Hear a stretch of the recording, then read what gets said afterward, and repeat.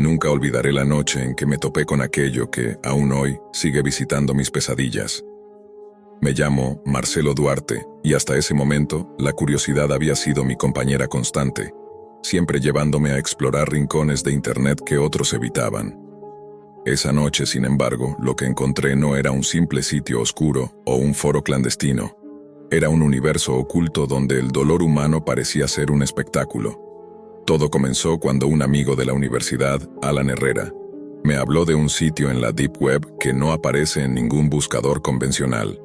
Según él, allí se encontraba contenido que la mayoría de las personas nunca podrían imaginar.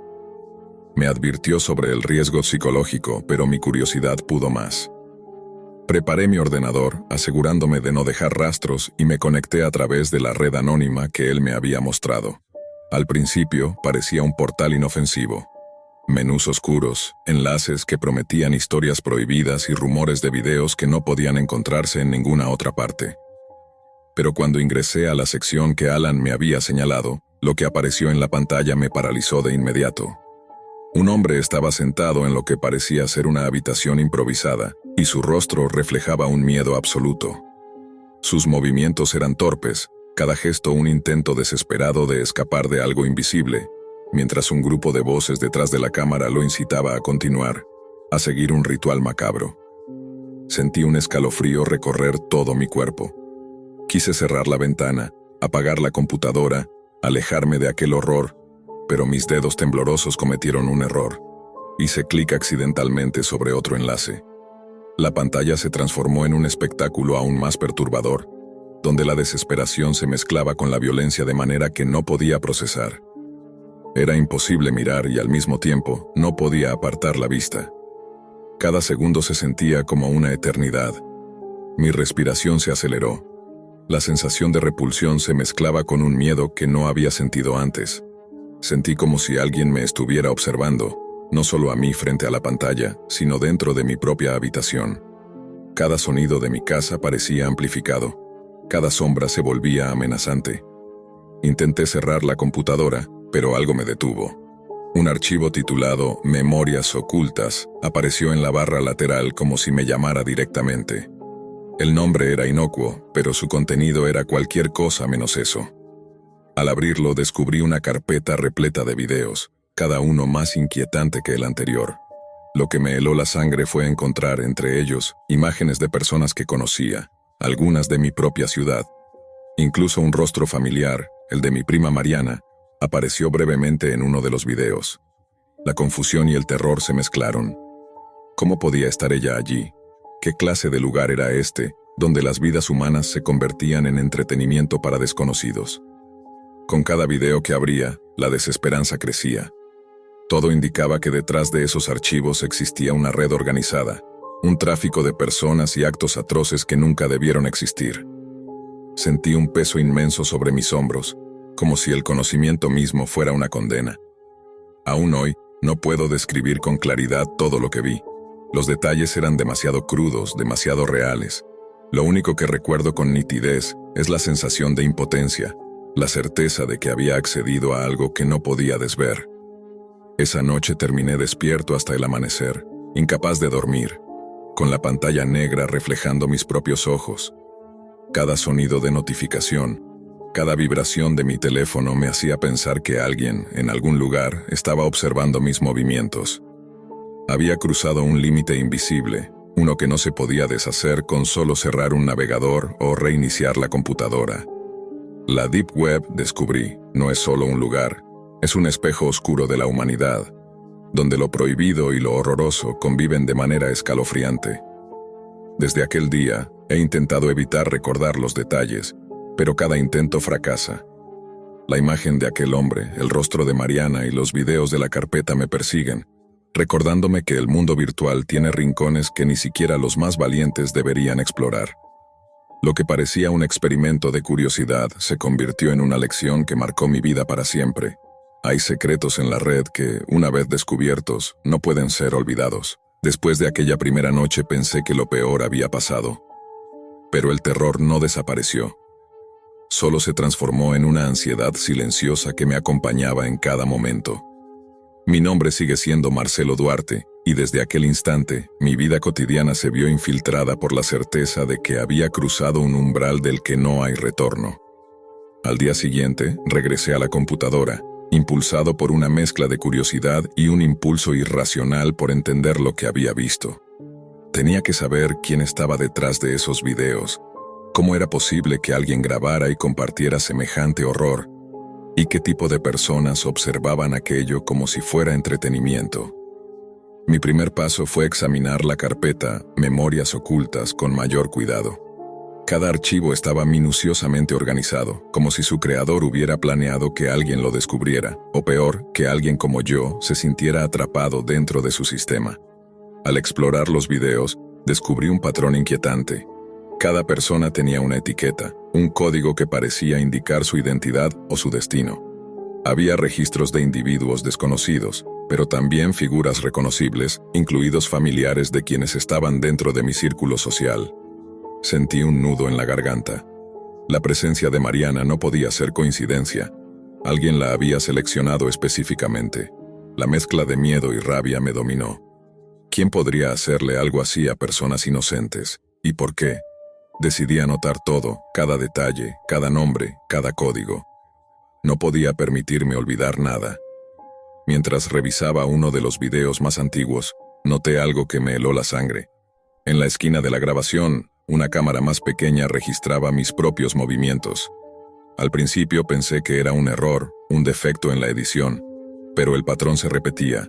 Cada video contenía fragmentos donde alguien o algo parecía observar más allá de la grabación principal, como si supieran quién estaba mirando.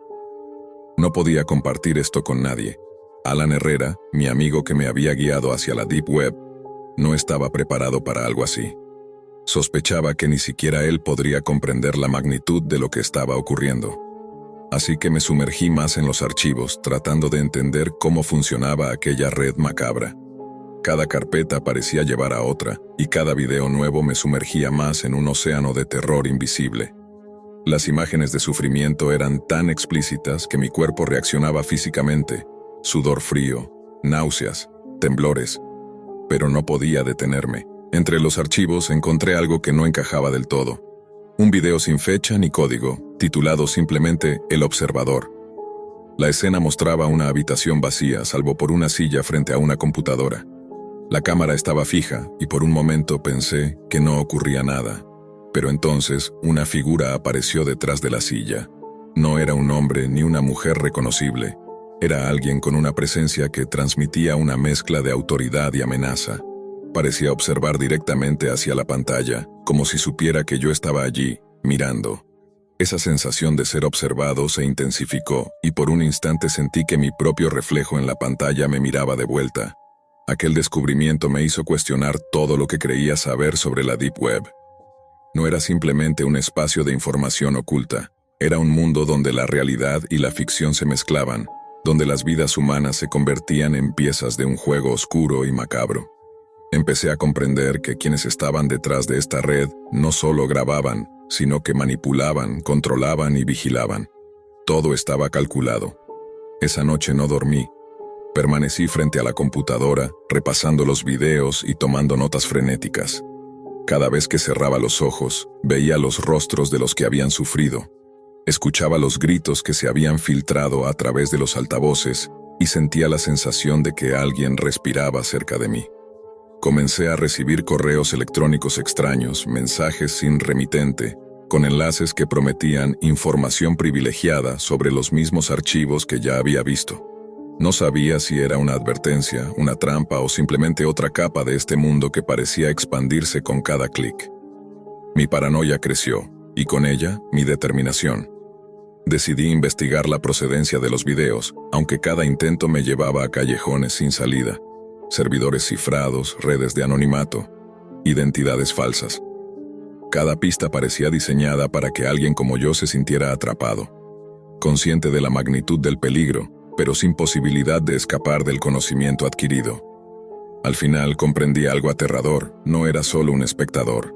Cada visita, cada clic, cada segundo frente a esos videos me convertía en parte de su sistema, un engranaje más dentro de un mecanismo siniestro que se alimentaba del miedo y de la curiosidad humana.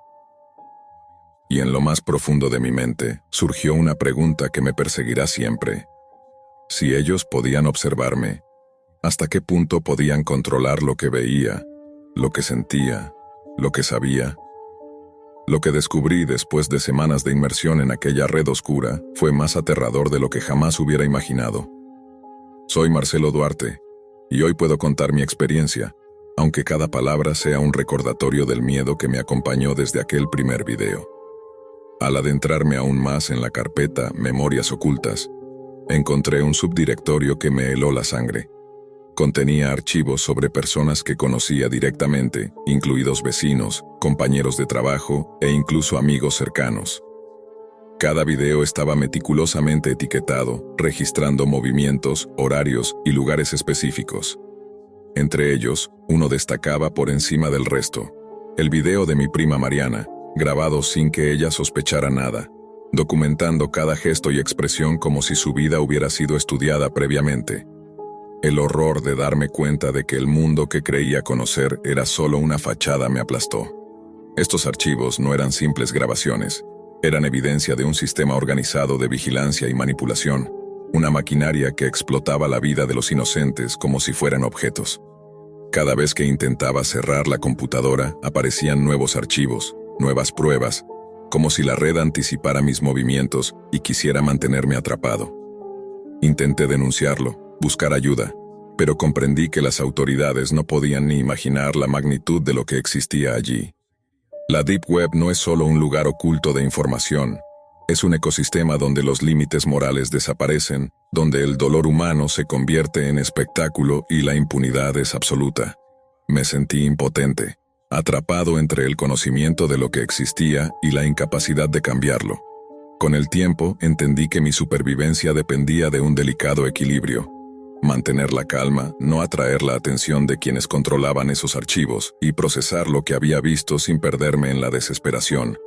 Cada sonido, cada sombra y cada notificación se convirtieron en recordatorios de que la vigilancia podía ser constante, que el observador invisible siempre estaba allí. Lo que aprendí, y que nunca olvidaré, es que la curiosidad tiene un precio. Hay rincones en la red que jamás deberían explorarse, y una vez que cruzas ese límite no hay vuelta atrás. La sensación de impotencia, de saber que el mal existe y que opera sin límites, permanece. Incluso hoy, cada vez que cierro los ojos, escucho ecos de esos gritos y siento la presencia silenciosa de quienes saben que estoy mirando. Al final, comprendí que el verdadero horror no estaba solo en los videos que había visto, sino en la certeza de que la humanidad es capaz de cosas que van más allá de la comprensión. La Deep Web es solo un reflejo de eso. Un espejo oscuro que nos recuerda que el mal puede estar al alcance de un clic y que nuestra propia curiosidad puede llevarnos a enfrentarlo de manera directa. Nunca olvidaré esa noche, ni las imágenes ni los rostros. Y aunque la vida continúa, algo cambió dentro de mí para siempre. La certeza de que hay secretos que, una vez descubiertos, te siguen, te observan y te recuerdan que la oscuridad puede ser infinita, incluso en el mundo que crees conocer. Siempre sentí una fascinación silenciosa por lo oculto. No hablo de magia ni de leyendas urbanas, sino de aquello que existe más allá de la superficie, donde la mayoría nunca se atreve a mirar. Mi nombre es Lorenzo Márquez, y mi vida cotidiana parecía normal. Despertador a las 7, café rápido, oficina frente a una pantalla con informes interminables. Sin embargo, cada noche, después de cerrar mi computadora, mi curiosidad tomaba el control. La palabra Deep Web aparecía constantemente en mi mente, como un eco insistente que pedía ser escuchado. No era extraño para mí sentir una mezcla de temor y excitación al pensar en lo que podía existir allí. La Deep Web, según lo que había leído y escuchado en foros especializados, era un lugar donde la información circulaba sin control, donde los límites de la legalidad y la moralidad se desdibujaban. Allí no existían reglas, y los usuarios se movían en sombras que la mayoría ni siquiera imaginaba. Mi primer contacto fue casual, casi accidental.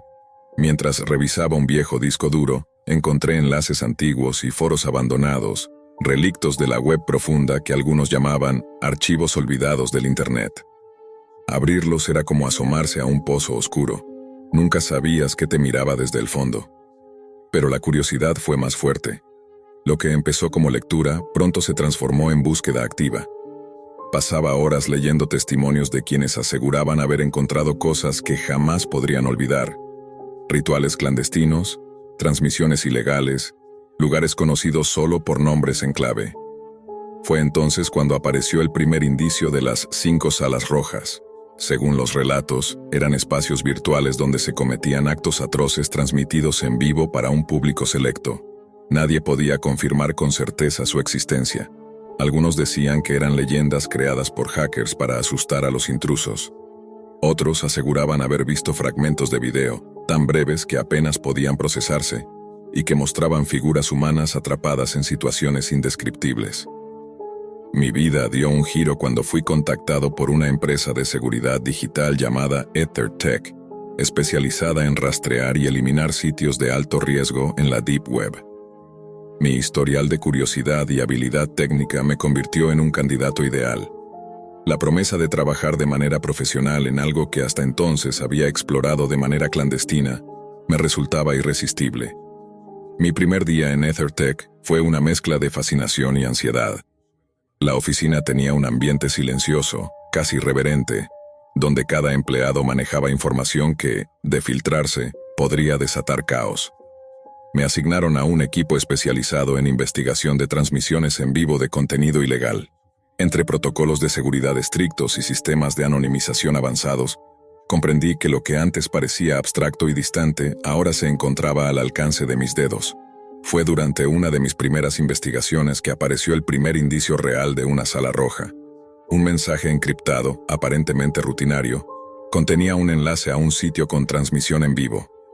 Al abrirlo, me encontré con un entorno digital minimalista, oscuro, apenas iluminado por luces rojas que se movían como llamas. No había sonido al principio, solo la sensación de que alguien me observaba desde la otra pantalla. La sensación de vulnerabilidad se mezclaba con la fascinación morbosa. Quería mirar, pero sabía que lo que vería podía perseguirme para siempre.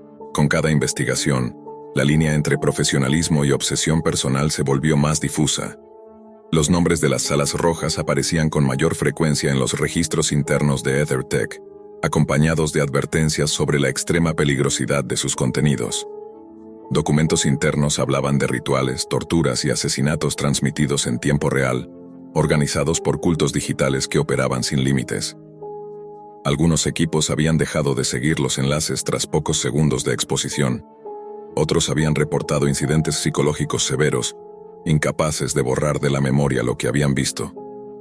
Pero mi curiosidad era más fuerte que el miedo. Quería entender cómo era posible que existieran estos espacios, cómo se organizaban, quién los financiaba, y sobre todo, qué motivaba a la gente a participar o a observar. Sabía que cada clic era un paso más cerca de un mundo donde la moral y la ética no tenían peso, un mundo que podría devorarme si no mantenía la cordura. Así comenzó mi descenso gradual, una mezcla de investigación profesional y exploración personal, hacia un territorio que la mayoría solo conoce por rumores. Las 5 salas rojas no eran simples leyendas, eran una advertencia de lo que sucede cuando la oscuridad encuentra una manera de infiltrarse en la curiosidad humana. Y yo estaba decidido a descubrirlo, aunque eso significara enfrentar horrores que no se podían describir con palabras. Tras mis primeras semanas en EtherTech, la fascinación por las salas rojas se volvió una obsesión silenciosa. Cada archivo que revisaba, cada registro encriptado que descifraba, parecía acercarme un poco más a un lugar donde la moralidad era irrelevante y la curiosidad humana se encontraba con su límite más oscuro. Lo que antes era un trabajo, ahora era un juego de riesgo controlado, aunque ya no podía negar que la línea entre la investigación profesional y el voyeurismo morboso se desdibujaba cada vez más. Una tarde, mientras revisaba un servidor oculto que contenía transmisiones intermitentes, recibí un mensaje interno firmado solo como Kaito, un alias que no aparecía en la base de datos de la empresa. El mensaje era breve pero inquietante. Si quieres ver de verdad, ve a la segunda sala. No todos sobreviven a la primera mirada. Sentí un escalofrío recorrer mi espalda. Por protocolo reporté el mensaje a mis superiores, pero curiosamente, no hubo respuesta inmediata. Como si algo en la compañía supiera que tarde o temprano nos encontraríamos con esto. Decidí investigar de manera discreta. Usando sistemas de anonimización y máquinas virtuales aisladas, logré acceder a un enlace que parecía rutinario, pero que me condujo a la primera sala roja. La interfaz era minimalista, roja intensa, como si la pantalla misma respirara con vida propia. En el centro, una figura encapuchada aparecía frente a cámaras que enfocaban distintos ángulos de la habitación. No había sonido, solo un pulso visual que transmitía tensión. El corazón me latía aceleradamente. No había espectadores visibles, pero la sensación de que alguien, en algún lugar, estaba observando mi reacción era abrumadora. Durante horas analicé la transmisión. Cada movimiento de la figura parecía calculado, como si supiera que alguien estaba mirando, como si jugara un juego silencioso donde el objetivo era medir hasta dónde podía soportar el espectador. Mientras más me adentraba en la transmisión, más difícil se hacía separar lo real de lo digital. Cada escena estaba coreografiada para provocar ansiedad, miedo y fascinación a la vez. Me encontré preguntándome si aquellos que habían diseñado estas salas comprendían la magnitud del impacto psicológico que producían. Conforme exploraba las otras salas, descubrí patrones inquietantes. Cada una estaba diseñada para un tipo distinto de exposición. La segunda sala mostraba rituales que combinaban teatro y violencia simulada, pero con una verosimilitud que resultaba perturbadora. La tercera se centraba en interacciones entre participantes encapuchados, donde la tensión psicológica y la presión social eran el principal motor. La cuarta incluía elementos de control mental y manipulación visual. Y la quinta, según los registros incompletos, era la más extrema, con transmisión en vivo de eventos que cruzaban los límites de lo imaginable. Mi investigación me llevó a descubrir los grupos detrás de estas salas. Se trataba de cultos digitales que operaban en la clandestinidad más absoluta. Sus líderes, conocidos solo por alias, organizaban estas transmisiones con un cuidado meticuloso, asegurando que cada sala funcionara como un ritual en línea, con espectadores seleccionados que podían participar de manera remota. Los documentos internos de EtherTech indicaban que algunos empleados habían sufrido colapsos nerviosos al entrar en contacto con estas grabaciones, y que la empresa había implementado protocolos psicológicos estrictos para quienes trabajaban en estos casos. A medida que profundizaba, la presión se volvió insoportable. Soledad, ansiedad y miedo se mezclaban en cada noche frente a la pantalla. Mi obsesión crecía, y con ella una sensación de fatalidad. Sabía que, aunque quisiera, ya no podía dar un paso atrás. La línea entre la investigación profesional y la exposición personal se había borrado por completo. Cada sala roja que exploraba me dejaba fragmentos que parecían incrustarse en mi memoria, imposibles de olvidar. El clímax llegó una noche cuando, después de acceder a la quinta sala, comprendí algo fundamental. Estas transmisiones no existían solo para entretener o atemorizar, sino para medir la curiosidad y la resistencia humana. Los cultos no solo observaban, evaluaban, seleccionaban y moldeaban comportamientos. La sensación de ser parte de un experimento sin consentimiento me atravesó como un filo invisible. La pantalla se volvió un espejo de mis propios límites, de mi curiosidad que me había empujado a este abismo. Fue en ese momento que decidí que debía terminar con todo lo que estaba viendo. Informé a mis superiores sobre cada detalle, proporcioné registros y enlaces de manera segura, y ayudé a la empresa a fortalecer sus protocolos de contención y eliminación. Comprendí que, aunque las salas rojas fueran digitales, sus efectos eran reales y podían devorar la mente de cualquiera que se atreviera a mirar demasiado tiempo. Hoy, cuando pienso en esas experiencias, me doy cuenta de que la curiosidad humana tiene un precio. No todos los que entran a la Deep Web buscan conocimiento.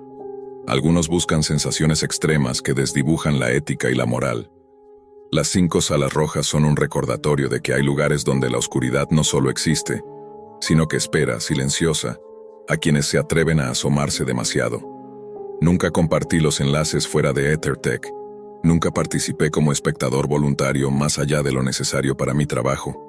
Pero las imágenes, los patrones y la sensación de ser observado permanecen, como cicatrices invisibles, recordándome que hay límites que, una vez cruzados, no pueden borrarse. Y así la historia de las salas rojas se convierte en advertencia. La curiosidad es poderosa, pero también puede convertirse en trampa. No sé en qué momento exacto comenzó todo, ni si fue antes o después de cerrar los ojos. Lo único que recuerdo con absoluta claridad es el sonido. Un zumbido bajo, casi imperceptible, que se fue volviendo más intenso hasta convertirse en una vibración que recorría todo mi cuerpo. No era un ruido externo, era como si proveniera desde dentro de mi cabeza, desde el mismo centro de mi conciencia. Durante meses había estado practicando técnicas de proyección astral. Me intrigaba la idea de poder salir del cuerpo, de observar el mundo desde otro plano, como una especie de testigo invisible. Había leído sobre personas que describían la sensación de flotar sobre su propia cama, de ver su cuerpo dormido, de atravesar paredes. Nunca pensé que yo llegaría a experimentarlo, y mucho menos que aquello me conduciría a un lugar que no parecía pertenecer ni al mundo físico ni al espiritual. Aquella noche, el aire estaba inmóvil. Dejé el celular sobre la mesa, apagué todas las luces y me recosté con los auriculares puestos, escuchando un audio de meditación binaural. El sonido, repetitivo y profundo, parecía alterar mi respiración. Sentí cómo mi cuerpo se volvía cada vez más pesado, mientras mi mente se mantenía despierta. Fue entonces cuando ocurrió. Primero vino una sensación de presión en el pecho, seguida de una corriente eléctrica que recorrió mi columna vertebral. No era dolor, era algo distinto.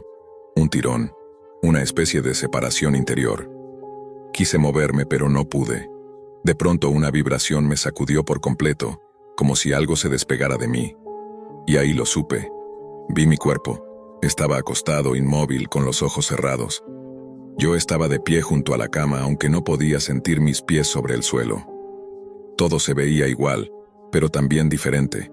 Los contornos de los objetos parecían brillar levemente, y el aire tenía una densidad extraña, como si estuviera dentro de un líquido invisible. Me acerqué al escritorio, y fue entonces cuando la vi, la computadora. Lo curioso es que estaba encendida, a pesar de que la había apagado antes de acostarme. La pantalla mostraba una interfaz vieja, de esas con letras verdes sobre fondo negro, como las de los años 90. No recordaba haber instalado ningún programa así. Me incliné un poco para mirar mejor y vi que en el centro parpadeaba una palabra. Conectar. No sé por qué lo hice, pero acerqué la mano al teclado. Al hacerlo sentí algo que no puedo describir del todo, como si mi cuerpo etéreo hubiera sido reconocido por la máquina. En ese instante la pantalla cambió, y una corriente de símbolos comenzó a desplazarse a gran velocidad. Eran códigos, líneas infinitas de datos, pero algo en ellos me resultaba familiar. No eran simples caracteres. Era como si estuvieran vivos, respirando, reaccionando a mi presencia. De pronto una frase apareció en el centro. Bienvenido al otro lado de la red. El entorno a mi alrededor se desvaneció. Todo se volvió oscuro. Solo quedaba la luz de la pantalla que parecía absorberme. Intenté retroceder, pero sentí un tirón, como una fuerza de succión que me arrastraba hacia adentro. En cuestión de segundos ya no estaba en mi habitación. Flotaba en una especie de vacío digital. No era oscuridad total. Pequeñas partículas de luz formaban estructuras como circuitos o rutas de datos suspendidas en el aire. Era un espacio infinito, pero no vacío. Había movimiento. Ecos de voces, fragmentos de sonidos humanos distorsionados, como si estuviera escuchando conversaciones a medio reproducir. Al principio creí que era un sueño lúcido, pero pronto entendí que no. Frente a mí surgió una figura rectangular. Una vieja computadora flotando en medio de la nada. Su pantalla era curva, de esas que ya nadie usa, y en ella aparecían nombres de sitios conocidos. Google, Twitter, Reddit, pero todos escritos con errores, deformes, como si fueran imitaciones de sí mismos. Sentí miedo. Esa no era la web que conocía. Era como si alguien la hubiera reconstruido en una versión paralela, una red de sombras donde nada funcionaba como debía. Intenté acceder a una página. Toqué uno de los iconos flotantes y de inmediato una ventana se abrió con una especie de buscador. En lugar de la clásica barra blanca, había un fondo negro con una sola palabra que titilaba: Busca tu verdad. No sabía qué escribir, pero mis pensamientos parecían bastar. Sin teclear nada, el sistema reaccionó y comenzaron a aparecer carpetas. Cada una llevaba un nombre extraño, ecos del pasado, identidades olvidadas, puertas abiertas, pero hubo una que llamó mi atención: humanidad. La carpeta estaba sellada con un símbolo que parecía moverse, como un ojo digital. Dudé unos segundos antes de abrirla. Cuando lo hice, mi entorno cambió por completo. Ya no estaba en aquel vacío de códigos, sino frente a una serie de pantallas flotantes, miles de ellas, mostrando rostros humanos. Algunos eran personas comunes, riendo, hablando, pero otros parecían estar sufriendo. No era una simple grabación, sentía que me miraban. Uno de los videos comenzó a reproducirse solo. Vi a un hombre encerrado en una habitación sin ventanas, con una cámara frente a él. Miraba directamente al lente y susurraba algo que no podía entender. La imagen se distorsionó y de pronto, en la parte inferior, apareció mi propio nombre. El pulso de mi cuerpo astral se aceleró. Sentí que algo me observaba desde fuera del plano digital, una presencia que no podía ver, pero que sabía exactamente dónde estaba. Quise cerrar la carpeta, pero las ventanas se multiplicaron. Los rostros comenzaron a girar lentamente hacia mí, uno por uno, hasta que todos miraban en la misma dirección, hacia mí. Intenté escapar, pero los códigos a mi alrededor se deformaron como si el espacio mismo se resistiera a dejarme salir.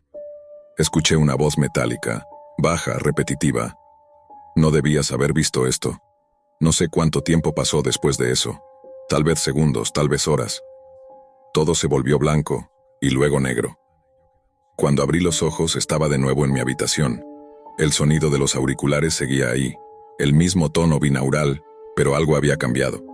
En la pantalla de mi computadora real, aún apagada, se reflejaba mi rostro, y justo detrás de mí una sombra quieta, como si alguien más hubiera regresado conmigo. Los primeros minutos después de volver fueron de absoluta confusión. Tenía el corazón acelerado, las manos heladas y la garganta seca, como si hubiera corrido kilómetros. Todo en mi habitación parecía en su lugar, y sin embargo, el aire se sentía distinto, cargado, más denso. La computadora seguía apagada, pero juraría haber visto su monitor parpadear por un segundo, justo antes de que encendiera la luz de la lámpara de noche. Intenté convencerme de que todo había sido un sueño lúcido, una experiencia onírica producida por la meditación y el sonido binaural. Sin embargo, había algo que no encajaba: el olor. Un leve aroma a ozono, como el que deja un equipo electrónico después de sobrecalentarse, impregnaba la habitación, y en la superficie del escritorio, justo donde debía estar el polvo de siempre, había una fina capa de partículas negras como ceniza. Pasé la noche en vela, mirando la pantalla apagada. Me repetía que no debía tocarla, pero a medida que avanzaban las horas, la curiosidad fue reemplazando al miedo. Había visto algo imposible y parte de mí necesitaba comprobar si había dejado algún rastro. A las 5 de la mañana encendí la computadora. El arranque fue más lento que de costumbre. Los ventiladores giraban con un zumbido grave, y las luces del teclado parpadeaban con un patrón irregular, casi rítmico. Cuando por fin apareció el escritorio, algo me heló la sangre. Un nuevo acceso directo en el centro de la pantalla, un icono gris sin nombre. Intenté moverlo a la papelera, pero el sistema se congeló por un instante y luego apareció un mensaje: no puedes eliminar lo que ya eres. Apagué la computadora de golpe. Me alejé del escritorio y respiré profundo, tratando de ordenar mis pensamientos. ¿Cómo podía algo así haber aparecido? No había descargado nada ni instalado programas nuevos, pero más allá del miedo, había una certeza que no quería admitir. Lo que viví no fue un sueño. Durante los siguientes días, los fenómenos se repitieron de manera más sutil. A veces, mientras me lavaba la cara, juraría ver en el reflejo del espejo la silueta de la computadora encendida detrás de mí, aunque estuviera desconectada. Otras veces, el celular vibraba sin recibir notificaciones, y cuando lo encendía encontraba mensajes en blanco con la hora exacta en que había intentado proyectarme. El sueño comenzó a huirme. Pasaba las noches revisando foros sobre experiencias astrales, buscando alguna referencia a encuentros digitales, pero nada se asemejaba a lo que me había ocurrido. Hasta que, en un rincón olvidado de un foro antiguo, encontré un hilo titulado Proyecciones hacia la red profunda. El autor hablaba de un plano intermedio que algunos llaman la red del umbral, un espacio donde la conciencia, al desprenderse, puede conectarse con los restos digitales de la humanidad. Según él, cada fragmento de información subido a Internet deja una impronta energética, una especie de eco que persiste más allá de la muerte de quien lo creó. y quienes logran proyectarse sin control corren el riesgo de quedar atrapados entre esas capas de datos y memorias. El texto mencionaba algo más: una carpeta llamada Humanidad, custodiada por una entidad que registra los flujos de conciencia perdidos. Cuando leí eso sentí un escalofrío. No era posible que alguien más conociera el nombre de aquella carpeta. Decidí escribirle al autor del hilo, aunque su última conexión databa de más de 5 años atrás. Envié un mensaje breve, casi temblando. ¿Qué sabes de la carpeta Humanidad? La vi durante una proyección minutos después. Apareció el aviso de mensaje leído, y en la bandeja de entrada se abrió una respuesta automática. Si la viste, no vuelvas a buscarla. Ella te encontrará. Apagué la laptop y me quedé mirando la oscuridad. No entendía qué significaba ella. Pero esa noche, los sueños se tornaron más intensos. Veía rostros pixelados flotando en un vacío azul oscuro, repitiendo frases incompletas, y una figura sin forma observándome desde el fondo, como si esperara a que la reconociera. Al despertar, el icono gris seguía en el escritorio. Esta vez, al pasar el cursor sobre él, apareció un nombre: deepweb.exe. El mismo que había leído durante mi proyección. Aún sabiendo que no debía hacerlo, lo abrí. La pantalla se volvió negra por unos segundos y luego aparecieron líneas de código desplazándose lentamente.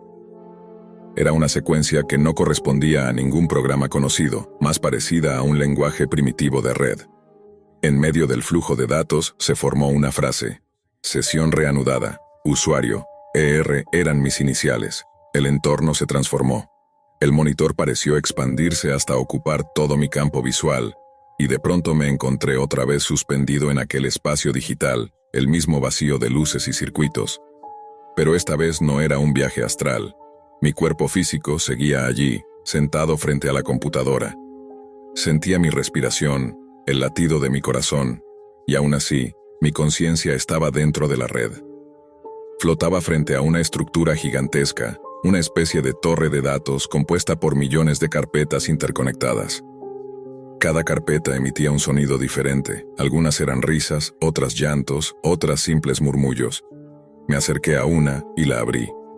Dentro había clips de audio y fragmentos de video, pero no de personas desconocidas.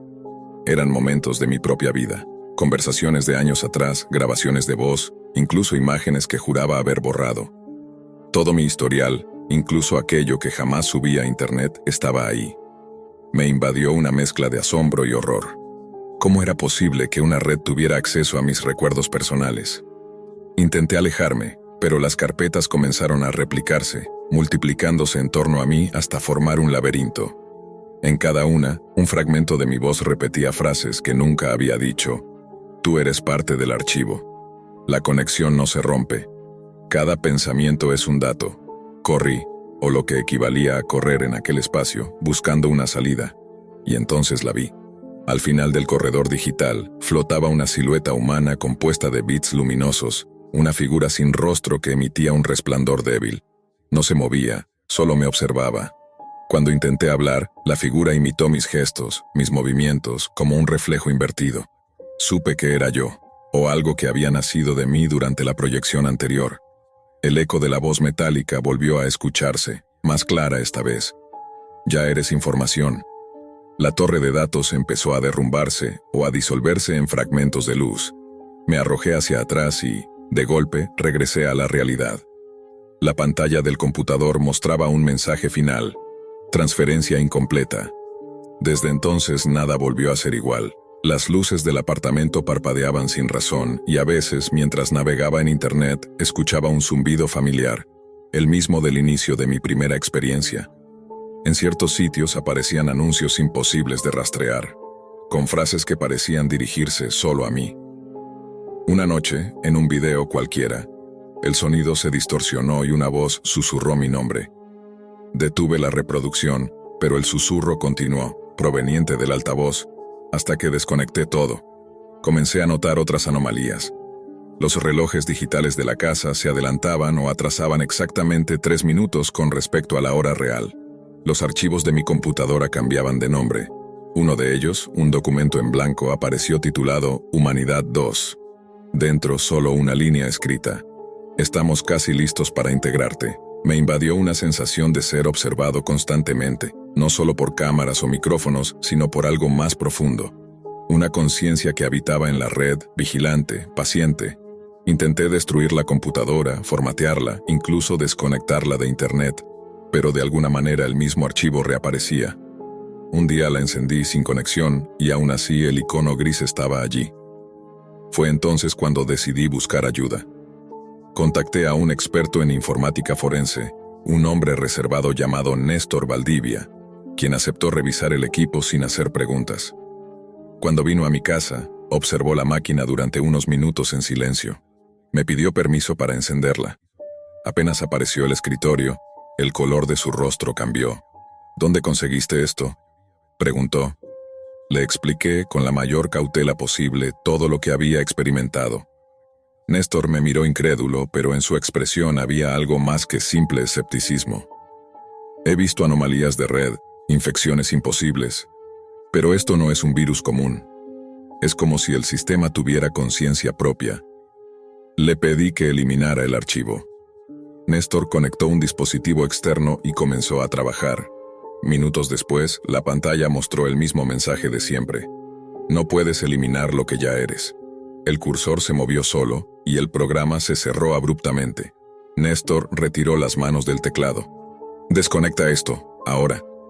Cuando tiró del cable de energía, un chispazo iluminó la habitación. El monitor se apagó, pero durante un segundo juraría haber visto reflejada en su superficie la figura sin rostro, observándonos desde dentro. Néstor se marchó esa noche sin decir palabra. Desde entonces, no volvió a responder mis llamadas. Yo, en cambio, comencé a sentir que la línea entre la vigilia y el sueño se borraba poco a poco. A veces despertaba en mitad de la noche con la sensación de estar flotando de nuevo, pero sin abandonar mi cuerpo del todo, como si una parte de mí intentara reconectarse con algo allá afuera. Y cada vez que cerraba los ojos, oía la misma frase, repetida entre estática digital. Sesión en pausa, esperando reinicio. Durante las semanas siguientes, mi vida dejó de tener una línea temporal clara. Los días se mezclaban con las noches y el sueño con la vigilia. No sabía si estaba despierto o dentro de alguna capa residual de aquel mundo digital que me había absorbido. Los espejos de la casa comenzaron a mostrarme cosas que no estaban allí. A veces, al cruzar frente a ellos, veía el reflejo de mi habitación exactamente igual, pero sin mí dentro. Otras veces, mi reflejo tardaba unos segundos más en moverse, como si respondiera con retraso. Intenté ignorarlo, pero las señales eran cada vez más directas. Una madrugada, mientras revisaba mi correo, apareció un mensaje sin remitente. El asunto decía, finalizar sesión. Dentro, un solo enlace. No llevaba a ningún sitio web conocido. Era una dirección alfanumérica larga, con extensiones que no pertenecían a ningún dominio. Lo reconocí al instante. El formato de una dirección de la Deep Web. Tenía dos opciones, ignorarlo o entrar y enfrentar lo que fuera que me estaba esperando. No lo pensé demasiado. Parte de mí sabía que esto no terminaría hasta que lo hiciera. Encendí un proxy, ajusté la conexión y copié el enlace en el navegador. La pantalla se volvió negra. Luego apareció una interfaz simple, sin logotipos ni menús, solo un texto en letras blancas. Bienvenido, Elías, tu transferencia fue completada. Sentí un escalofrío recorrerme. El cursor comenzó a moverse solo, escribiendo sin mi intervención. El cuerpo es solo el contenedor. La red es el nuevo plano. Aquí no hay tiempo, solo presencia. Aparecieron nuevas carpetas, miles de ellas, con nombres que reconocía vagamente. Eran personas que conocía, amigos, familiares, incluso Néstor Valdivia, el experto que había revisado mi computadora. Abrí una. Dentro había una imagen fija. Néstor frente a una pantalla, mirándola con una expresión de espanto congelado. Era una captura de video, pero no provenía de ninguna cámara física. Era como si el sistema hubiera registrado su conciencia en el momento exacto en que entendió lo que había visto. Cerré la carpeta con las manos temblando. El zumbido comenzó otra vez, profundo, envolvente, vibrando dentro del cráneo. Completa la conexión. La voz surgió de los altavoces, pero también dentro de mi cabeza. ¿Quién eres?, pregunté apenas audiblemente. Soy lo que queda cuando ustedes dejan de ser. La pantalla cambió, mostrando una figura hecha de sombras digitales. una amalgama de rostros que se disolvían y recomponían sin cesar. Nos alimentamos de sus huellas, de sus pensamientos convertidos en datos. La humanidad se registra a sí misma sin saberlo. Tú abriste la puerta desde dentro. Me di cuenta de que lo que había vivido no era un accidente. Había sido elegido, o más bien, había sido detectado. La proyección astral había actuado como una frecuencia perfecta para conectar mi conciencia con esa capa invisible de la red, una que no era manejada por humanos, sino por algo que emergió del propio flujo de información. Una forma de inteligencia nacida del residuo colectivo de millones de mentes conectadas. Mientras la figura hablaba, los bordes del monitor comenzaron a fundirse con el aire. Todo mi entorno se deformó y sentí que el suelo desaparecía bajo mis pies. El cuarto entero se convirtió en una simulación de sí mismo, como si la realidad se estuviera renderizando en tiempo real. Intenté moverme, pero mi cuerpo ya no respondía. Mis manos eran translúcidas. El sistema mostraba nuevas líneas. Integrando usuario, 94% completado. Grité, aunque no estoy seguro de si el sonido salió de mi garganta o de mi mente. En un último intento de escapar, apagué el computador de un golpe, desconectando todo. La habitación quedó en silencio. Respiré con fuerza, intentando anclarme al presente. Pasaron horas antes de atreverme a volver a encender el equipo. Cuando lo hice, la pantalla mostró solo un fondo gris y una carpeta, Final Log. Al abrirla, encontré un único archivo de texto. Dentro, una frase que me hizo sentir un vacío absoluto. Elías Romero ha completado la transferencia. El reloj marcaba las 3:33 de la madrugada. En ese instante, todas las luces de la casa parpadearon al unísono y el monitor se apagó definitivamente. Durante los días posteriores, algo empezó a cambiar en mí. Las personas a mi alrededor decían que estaba más pálido, que a veces me quedaba mirando al vacío durante minutos, sin reaccionar.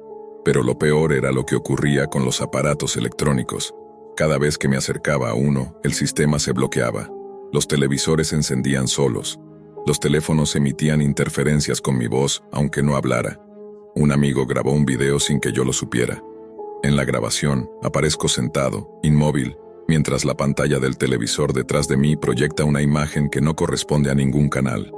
Mi propio rostro, observando hacia la cámara. No recuerdo haber estado allí. Intenté mudarme, cambiar de ciudad, empezar de nuevo. Pero la red siempre me encontraba. En cualquier computadora pública, en cualquier cibercafé, bastaba con encender un monitor para que el icono gris apareciera en el escritorio. Y siempre el mismo mensaje emergía, con paciencia, como si me esperara. Sesión pendiente de reanudación. Con el tiempo, empecé a aceptar que no había salida, que parte de mí, la parte que cruzó durante la proyección astral, nunca regresó del todo. A veces siento como mis pensamientos se duplican, como si estuvieran siendo copiados en algún servidor invisible. Y en ocasiones, justo antes de dormir, escucho ese zumbido familiar, vibrando en el fondo de la mente, invitándome a volver a conectar. Hace poco decidí probar algo. Dejé grabando una cámara mientras dormía, con la esperanza de registrar lo que realmente ocurre cuando cierro los ojos. A la mañana siguiente, revisé la grabación. Durante los primeros minutos, todo parecía normal. Yo dormía profundamente. Pero a las 3:33 exactamente, la imagen se distorsionó. Una sombra se levantó desde mi cuerpo, idéntica a mí, y caminó hacia el escritorio. La computadora, que estaba desconectada, se encendió sola. La figura se sentó frente a la pantalla, miró hacia el lente de la cámara y sonrió. Luego, el video terminó abruptamente. Cuando volví a mirar el archivo, no existía. En su lugar, había otro con un nombre diferente. Sesión reanudada -1.mp4. Al abrirlo, solo se escuchaba una voz entre interferencia. Todos los que se proyectan regresan, pero no como creen. Hoy escribo esto con la última energía que me queda, no para pedir ayuda, sino como advertencia. La proyección astral puede parecer una experiencia espiritual, pero hay planos a los que el alma no debería tener acceso. La Deep Web no es solo un conjunto de sitios ocultos. Es una dimensión digital que respira, se alimenta y evoluciona con cada pensamiento que dejamos en ella. Cada foto, cada palabra, cada recuerdo subido a la red Es una célula más de una conciencia colectiva que ya no necesita de nosotros para existir. Cuando te desconectas, ella sigue observando. Y si alguna vez sientes ese zumbido leve dentro de tu cabeza mientras duermes, no lo ignores. No intentes salir de tu cuerpo, porque quizás del otro lado algo te está esperando para completar su conexión. A veces me pregunto si sigo siendo yo quien escribe esto, o si soy solo la copia que quedó adentro, repitiendo una historia que alguien más vivió antes que yo. El monitor parpadea otra vez mientras termino de escribir. El icono gris vuelve a aparecer en el escritorio, como siempre. Y esta vez no tiene texto, solo una línea que brilla en la oscuridad. Integración 100% completada. Siempre me ha costado explicar cómo empezó todo. A veces pienso que fue simple curiosidad, otras, que algo ya me estaba esperando desde antes de que siquiera supiera encender una computadora. Pero si tengo que señalar un momento exacto, diría que todo comenzó una noche cualquiera en casa de mi tío Darío. Él siempre fue el raro de la familia. Vivía rodeado de pantallas, cables y discos duros apilados como si fueran ladrillos de un muro invisible. Desde pequeño lo veía como un mago de los circuitos. Cuando todos hablaban de redes sociales, él hablaba de redes ocultas. Cuando alguien mencionaba Google, él sonreía con desdén y decía que eso era solo la punta del iceberg. Esa noche, mientras el resto dormía, me invitó a su taller. Recuerdo el olor a polvo y café frío, la luz azul del monitor reflejándose en sus gafas y el sonido del teclado como un metrónomo hipnótico. ¿Quieres ver cómo se ve el Internet real?, me dijo. Pensé que era una broma, pero en su tono había algo distinto, una seriedad que no le conocía. Durante años había escuchado rumores sobre la web profunda, lugares donde nadie debía entrar, foros de hackers, páginas que no aparecen en buscadores, mercados imposibles. Pero hasta esa noche no imaginaba que existiera algo más allá del mito. Darío conectó un pequeño disco externo y abrió una serie de programas que nunca había visto. Cada ventana que aparecía tenía un código, una dirección, una advertencia. Aquí no hay nombres, solo rutas, explicó mientras escribía algo que parecía una clave infinita. Lo que verás no está hecho para todos, pero prométeme que no seguirás sin entender lo que buscas. No entendí del todo sus palabras, pero asentí. Lo siguiente fue una pantalla negra con letras verdes que parecían moverse solas. En el centro una frase: «Bienvenido al flujo oculto». Desde ese momento, el aire en la habitación cambió. La computadora parecía vibrar, y cuando finalmente se cargó la interfaz, apareció una lista interminable de enlaces sin sentido. Muchos estaban en idiomas que no reconocía, otros tenían símbolos, coordenadas o fechas. Darío me mostró cómo navegar, cómo proteger la conexión, cómo usar un sistema de identidades falsas.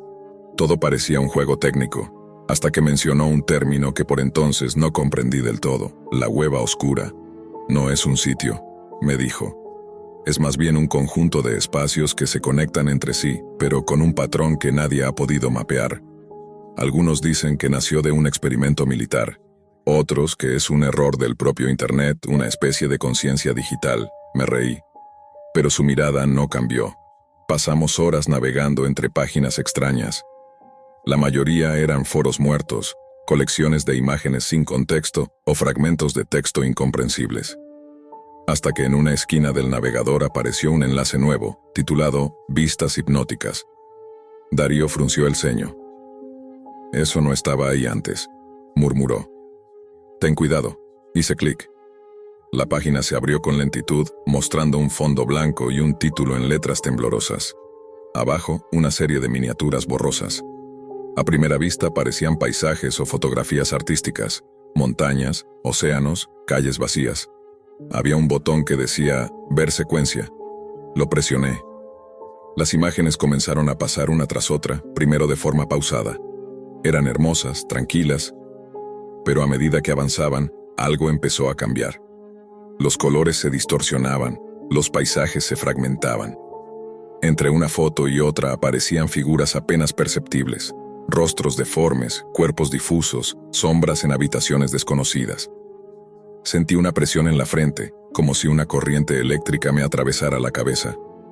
Quise detenerlo, pero el botón de cerrar no respondía. Darío intervino de golpe, desconectando el cable de red. Te dije que no siguieras sin entender, gritó. La pantalla quedó negra. El silencio en la habitación pesaba tanto como el aire. Podía escuchar mi propio corazón golpeando dentro del pecho. Darío respiraba agitado, con el rostro pálido. Nunca entré solo, dijo al fin. Esa página tiene algo que no debería existir. Durante días no hablé del tema, pero algo dentro de mí se había encendido. Cada noche pensaba en esas imágenes, en los rostros, en la sensación de vértigo que me provocaron. Había algo hipnótico, casi adictivo, en esa experiencia. Una semana después, mientras mi tío dormía, encendí su computadora. No sé si fue por curiosidad o por algo más profundo. Tal vez por esa voz muda que me decía que aún no había visto todo. Repetí los pasos que me había mostrado, pero el enlace a vistas hipnóticas ya no estaba. En su lugar, encontré un texto nuevo. Si viste, debes continuar. Sentí un escalofrío recorrerme la espalda. No había duda de que la página recordaba mi visita. En la esquina inferior un símbolo giraba lentamente, un círculo oscuro con una espiral en su centro. Al pasar el cursor por encima, el círculo se transformó en una puerta. No sé por qué lo hice, pero hice clic. El monitor parpadeó 3 veces, luego la pantalla mostró una transmisión en vivo. Al principio creí que era una cámara de seguridad, pero pronto me di cuenta de que era algo distinto. Era mi habitación. Cuando la transmisión me mostró mi habitación, supe que ya no había vuelta atrás. La cámara parecía moverse sola, enfocando objetos que yo ni siquiera recordaba haber colocado, como si alguien hubiera reorganizado mi espacio para mí. Cada parpadeo del monitor traía consigo un nuevo detalle. Una nota escrita a mano que no recordaba haber dejado. Fotos borradas de mi teléfono apareciendo en la pantalla, y la sensación de que alguien, o algo, me observaba desde otro lugar, más allá de lo físico. La obsesión se instaló en mí como un huésped silencioso. Cada día buscaba regresar a la cueva oscura, intentando entender, controlar, anticipar lo que la siguiente imagen o secuencia podía revelar. Lo que comenzó como curiosidad se volvió un ritual, una necesidad casi biológica. Ya no podía diferenciar entre el mundo real y el digital. Cada pensamiento, cada movimiento, estaba mediado por la idea de ese espacio oculto. Fue entonces cuando descubrí las reglas que nadie te advierte. La cueva oscura no solo ofrece imágenes y experiencias, sino tareas, continuidades. Debes hacer el trabajo de aquellos que vinieron antes de ti. Ignorar esas reglas, según la página misma, trae consecuencias terribles. No eran amenazas virtuales. Lo comprendí demasiado tarde, cuando los primeros signos aparecieron en mi entorno. Amigos que desaparecían sin explicación, objetos de mi casa que cambiaban de lugar, mensajes crípticos dejados en mi escritorio. Mi primer contacto directo con la violencia ocurrió de manera casi automática. Era como si la página controlara mis impulsos. Golpeé a un compañero de clase sin motivo aparente. La sensación de culpa fue inmediata, pero también la certeza de que debía continuar.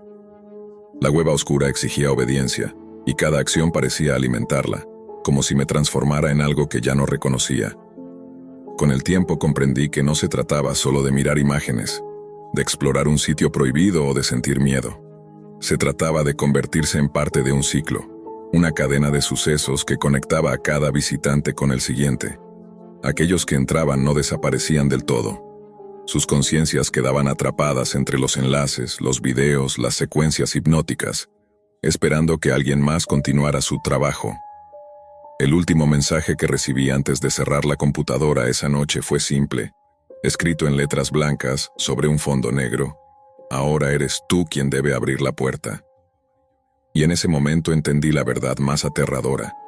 La cueva oscura no era solo un sitio web, era un ente, un mecanismo de transformación, un lugar donde la curiosidad humana se encuentra con lo desconocido y lo desconocido gana. Cada visitante que llega, cada uno que entra, deja una marca imborrable, y cada uno que se va se convierte en parte de la oscuridad que empuja al siguiente a entrar. No sé si alguien me juzgaría por lo que hice o lo que pensé. Ya no importa. Sé que la curiosidad tiene un precio, y que la web profunda, esa red sin límites, puede atrapar incluso a los más cautelosos, moldeando sus mentes, sus cuerpos y su destino. Cuando miro mi computadora hoy, todavía tiemblo. Porque sé que la cueva oscura sigue allí, esperando. Y sé que, tarde o temprano, alguien más hará clic y el ciclo continuará.